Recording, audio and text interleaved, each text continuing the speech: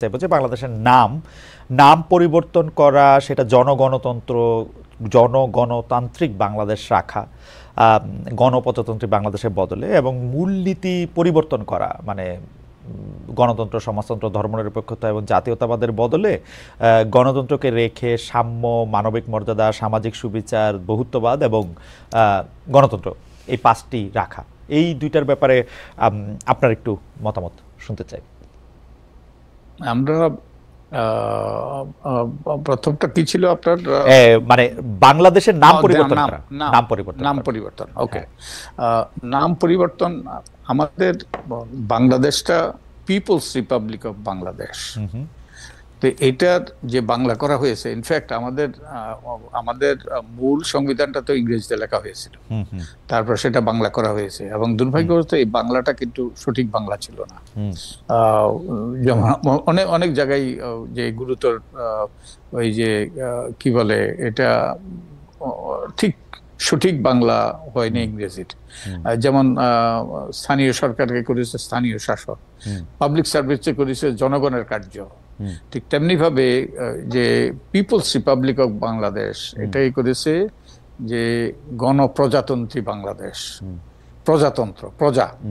তা আমরা তো একটা স্বাধীন দেশে, আমরা রাজা প্রজার সম্পর্ক নেই, এখানে কেউ প্রজা নই, আমরা সবাই এই দেশের নাগরিক, মালিক। তো আমার মনে হয় এই যে ভ্রান্তিটা, এই যে অনুবাদে যে ভ্রান্তিটা, এটা সংশোধন করা দরকার।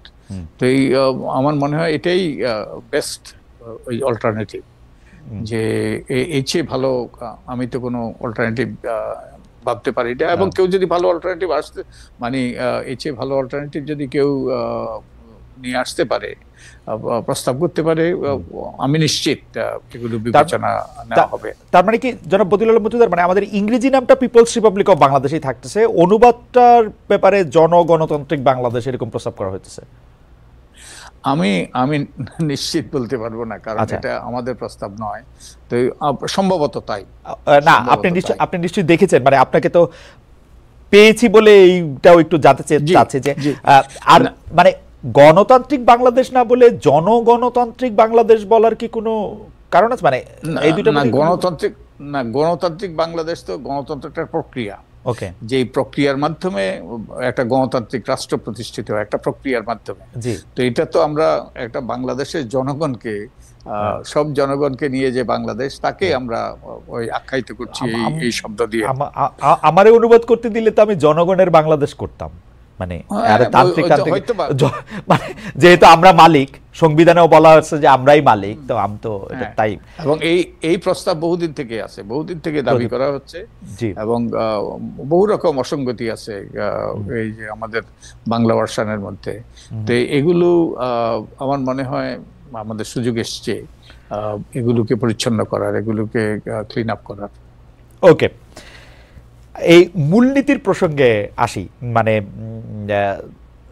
মূলনীতিটা তো নিশ্চয়ই আপনি দেখেছেন যে 4টি মূলনীতির বদলে 5টি মূলনীতির প্রস্তাব করা হয়েছে, শুধু গণতন্ত্রকে ঠিক রেখে। বাকি 4টি বলা হচ্ছে যে 3টির বদলে 4টি: সাম্য, মানবিক মর্যাদা, সামাজিক সুবিচার এবং বহুত্ববাদ।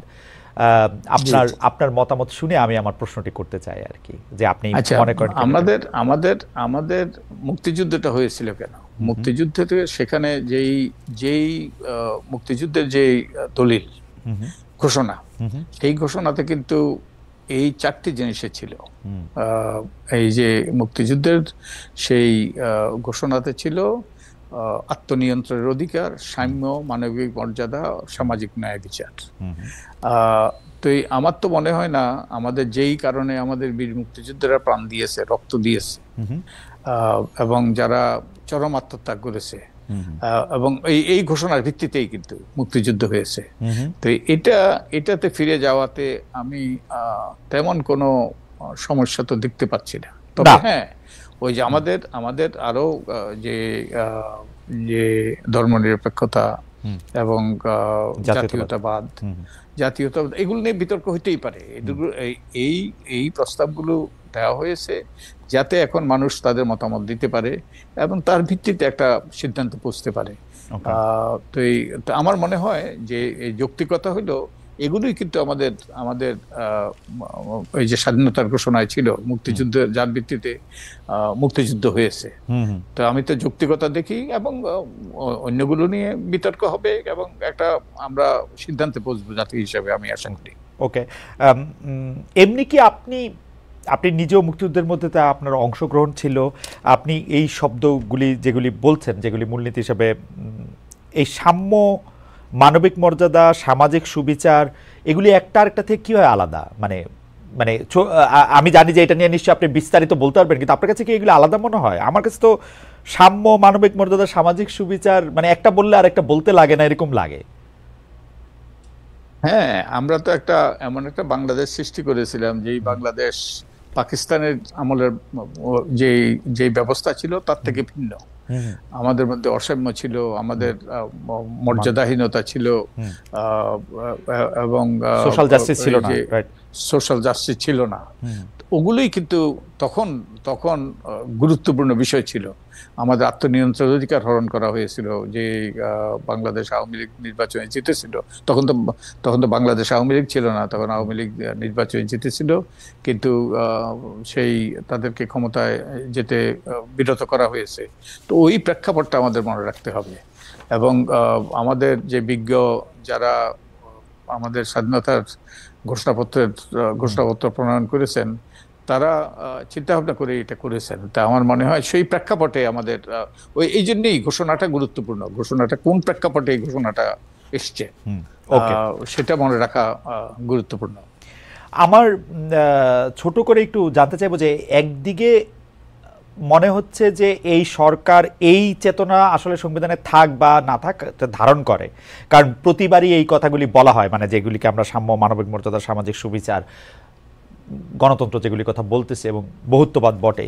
কিন্তু অন্যদিকে আমরা দেখতেছি যে এই সরকারের আমলেই কেবলমাত্র পাঠ্য বইয়ে আদিবাসী নামক পাতাটার অধিকারের জন্য আমরা দেখতেছি যে জাতীয় পতাকা জড়ানো লাঠি দিয়ে আমরা একজন আরেকজনকে মারতেছি, রক্তাক্ত করতেছি। এই ব্যাপারটা আপনি আসলে কিভাবে দেখেন? আমরা যে নাগরিকরা তাদের মতামত ব্যক্ত করতেই পারে এবং করা গুরুত্বপূর্ণ, এটা তাদের অধিকার। তবে এটা কোনোভাবেই এখানে সহিংসভাবে এটা বন্ধ করা, এটা কোনোভাবে কাম্য নয়। তো আমি আশা করব, আমি দেখিনি, আমি সারাদিন বাইরে ছিলাম, আমি কালকেও ব্যস্ত ছিলাম সাংঘাতিকভাবে। তো আমি শুনেছি যে আমাদের এই যে আদিবাসী গোষ্ঠী, তারা যারা রাস্তায় নেমেছিল তাদের উপর হামলা করেছে। তো এটা নিন্দনীয়, এবং এগুলো কোনোভাবে কাম্য নয়, এগুলো বন্ধ হওয়া দরকার। আচ্ছা, দুটো বিষয় আমি সংবিধান